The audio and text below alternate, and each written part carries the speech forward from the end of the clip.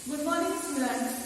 आज हम हमारी हिंदी तासिका में क्या लेने वाले हैं। कल का जो पाठ था वो हिमालय की बेटियां। कौन सा पाठ था हमारा? हिमालय की बेटियां। उसके लेखक कौन है? लेखक है नागार्जुन। कौन है? नागार्जुन। समझ में आपको? अब देखो इस पाठ में क्या दिया है लेखक ने, किसका वर्णन किया है। इस पाठ में लेखक ने किसका वर्णन किया है? किसका वर्णन किया है? हिमालय पर्वत का वर्णन किया है। किसका? हिमालय पर्वत का। अब हिमालय पर्वत का वर्णन किया है, लेकिन इसमें हिमालय की बेटियां जो है वो किससे कहा है? हिमालय की बेटियां जो लेखक ने नाम दिया है हिमालय की बेटियां, तो उसमें हिमालय की बेटियां जो है वो किससे कहा है? किससे कहा है आपको पता है? मैंने बताया था कल की तासिका में। किससे कहा है?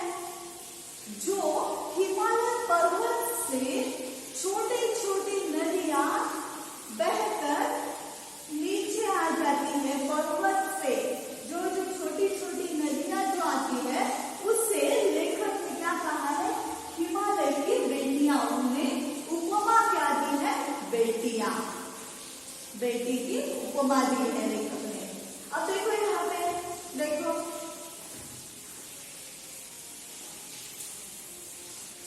देखो यहाँ पे बोर्ड पर मैंने थोड़ा सा हिमालय का चित्र यहाँ पे निकाला है, हिमालय पर्वत का। अब जो लेखक है उसने बेटियां किसी कहा है? नदियों को। यहाँ से हिमालय पर्वत से निकलने वाली छोटी छोटी नदियों को क्या कहा है? उनकी बेटियां कहा है। देखो यहाँ पे, यहाँ से हिमालय पर्वत से जो छोटी छोटी नदियां निकलती हैं उससे लेखक ने हिमालय की बेटियां कहा। वो जो हिमालय पर्वत से नीचे आती है, यहाँ से जब वो नीचे आती है तो वो किस तरह आती है? खिलखिलाती हुई।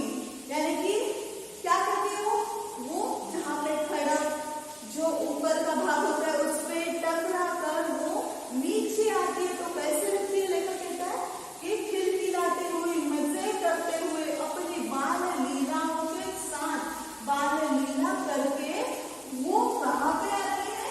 समतल मैदान में आती है। कहाँ पे?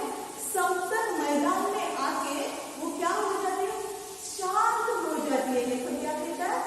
वो जब समतल मैदान पर आती है तो वो शांत हो जाती है। अब देखो आगे के भाग में क्या दिया है। देखो टेक्स्ट बुक निकालो आपकी। टेक्स्ट बुक में देखो यहाँ पे हम यहाँ तक आए थे लीला निकेतन, यानी कि जो बाल लीला होती है वो करने का घर। समझ आपको ये? और बंधुर, बंधुर यानी कि मुकुट, बंधुर यानी कि मुकुट। अधित्यकाएं यानी कि पहाड़ के ऊपर की जो समतल भूमि होती है उसे अधित्यकाएं कहते हैं। सरसब्ज यानी कि हिरवेगार। उपत्यकाएं, उपत्यकाएं यानी कि चोटियां।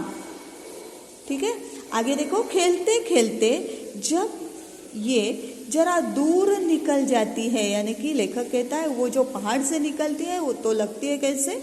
खेलती हुई, खिलखिलाती हुई, बचकानी हरकतें करती हुई, यानी कि बाल लीला करते हुए वो जरा दूर निकल जाती है तो देवदार, चीड़, सरो, चिनार, सफेदा, कैल के जंगलों में पहुंचकर शायद इन्हें बीती बातें याद करने का मौका मिल जाता होगा। कौन जाने बुढ़ा हिमालय अपनी इन नटखट बेटियों के लिए कितना सिर ढूंढता होगा। क्या करता होगा वो? उनका जो ये बाल लीलाएं हैं वो कितना वो सहन करता होगा। बड़ी बड़ी चोटियां बड़ी बड़ी चोटियों से जाकर पूछिए, बड़ी बड़ी चोटियों से जाकर पूछिए, तो उत्तर में विराट मौन के सिवाय उनके पास और रखा ही क्या है। हिमालय जो है वो उसी की तरह बरसों से मौन व्रत लेके वहाँ पे बहुत बड़ा, विराट यानी कि बहुत बड़ा मौन व्रत लेके वो वहाँ पे स्थित है। लेकिन वो जो नदियाँ है उनसे निकलती हुई वो बहुत मज़े लेते हुए हिमालय पर्वत से नीचे आती है। सिंधु और ब्रह्मपुत्र ये दो ऐसे नाम हैं जिनके सुनते ही रावी, सतलुज, व्यास, चनाब, झेलम, काबुल, कुंभा, कपिशा, गंगा, यमुना, सरयू, गंडक, कोसी ये सब नदियों के नाम हैं। आदि हिमालय की छोटी बड़ी सभी बेटियां आंखों के सामने नाचने लगती है। ये हिमालय से निकलती हुई ये सब नदियां हैं, लेकिन हिमालय यहाँ से वहाँ टस से मस नहीं हुआ, ऐसे लेखक कहते हैं। वास्तव में सिंधु और ब्रह्मपुत्र स्वयं कुछ नहीं है, वो स्वयं कुछ नहीं है। दयालु हिमालय के पिघले हुए दिल की एक बूंद, एक एक बूंद न जाने कब से इकट्ठा होकर इन दो महानदों के रूप में समुद्र की ओर प्रवाहित होती रही। यानी कि जैसे झरना होता है, पता है ना आपको, जब बादल गरजते हैं तो झरने निकल आते हैं पहाड़ से, है ना। उसी तरह हिमालय के छोटे छोटे झरनों से यानी एक एक बूंद पानी इकट्ठा होकर इन नदियों का उगम हुआ, यानी कि वो महानदी बन गई है और वो समुद्र को जाकर मिलती है। कितना सौभाग्यशाली है वह समुद्र जिसे पर्वतराज हिमालय की इन दो बेटियों का हाथ पकड़ने का श्रेय मिला। लेखक कहते हैं कि ये जो दो नदियां हैं, महानदियां हैं, वो समुद्र को जाकर मिलती है। तो लेखक कहते हैं कि इन दोनों का हाथ पकड़ने का श्रेय किसे मिला? समुद्र को, यानी कि उन समुद्र को जो बेटियां हैं, हिमालय पर्वत की बेटियां हैं, वो उनमें सम्मिलित हो जाती है। जिन्होंने मैदानों में इन नदियों को देखा होगा, उनके ख्याल में शायद ही यह बात आ सके कि बूढ़े हिमालय की गोद में बच्चियां बनकर ये कैसे खेला करती है। माँ बाप की गोद में नंग धड़ंग होकर खेलने वाली इन बालिकाओं का रूप पहाड़ी आदमियों के लिए आकर्षक भले न हो, लेकिन मुझे तो ऐसा लुभावना यानी कि मनोहर, सुंदर प्रतीत हुआ वह रूप कि हिमालय को ससुर और समुद्र को उसका दामाद कहने में कुछ भी झिझक नहीं होती है। अब जो नदियां हैं हिमालय से निकलती हुई, वो कहाँ पे जाकर मिलती है? समुद्र में। यानी कि बेटियों का जब विवाह होता है तो वो कहाँ जाती है? ससुराल जाती है। इस तरह हिमालय को समुद्र का ससुर कहा गया है और समुद्र को हिमालय का दामाद कहा गया है। यहाँ पे लेखक ने दो उपमाएं दी हैं, हिमालय को ससुर की और हिमालय की जो बेटियां हैं वो जहाँ मिलती है समुद्र में, उन्हें समुद्र को दामाद कहा है। समझ है आपको यहाँ तक? आगे देखो।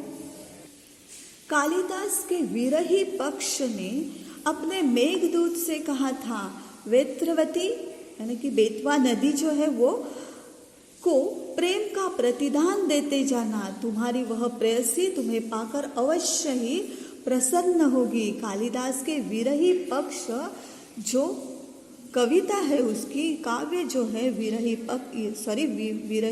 यक्ष ने मेघदूत से कहा, मेघदूत यानी कि जो बादल होता है उसे कहा, जो तुम्हारा पानी जो है वो नदियों में जाता है तो उन्हें क्या करो?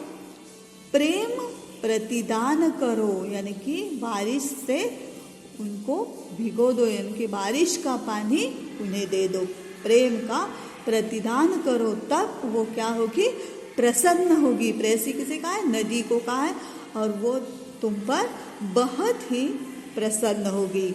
यह बात इन चंचल नदियों को देखकर मुझे अचानक याद आ गई और सोचा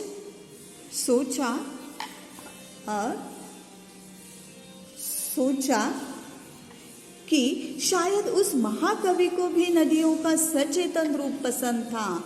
यानी कि कवियों को भी इन नदियों को, जो कवि उन नदियों को देखते हैं तो उन्हें उनमें बेटी, प्रेयसी या आगे देखो, दरअसल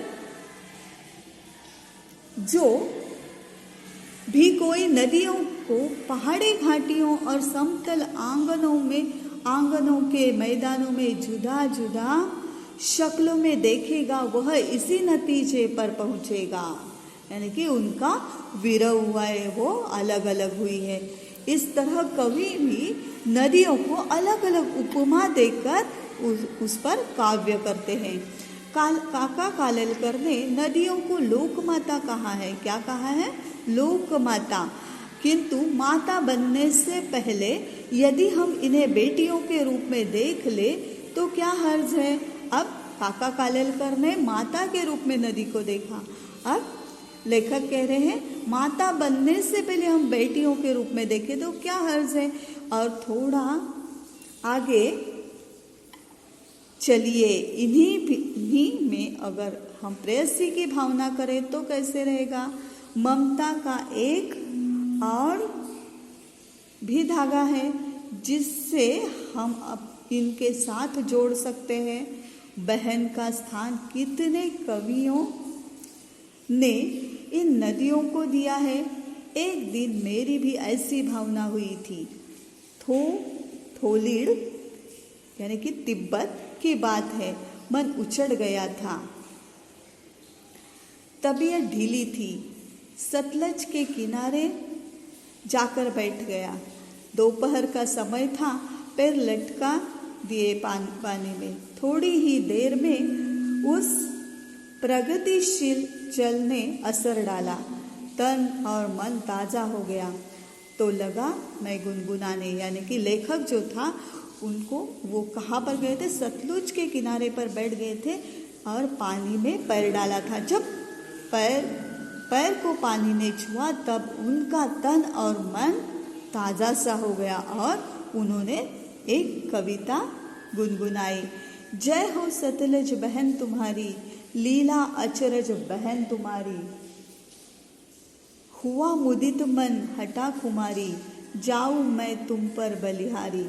तुम बेटी यह बाप हिमालय, चिंतित पर चुपचाप हिमालय, प्रकृति नटी के चित्रित पट पर, अनुपम अद्भुत छाप हिमालय, जय हो सतलज बहन तुम्हारी। क्या कहा है यहाँ पे, सतलज नदी का वो वर्णन कर रहा है। यहाँ पे मुदित यानी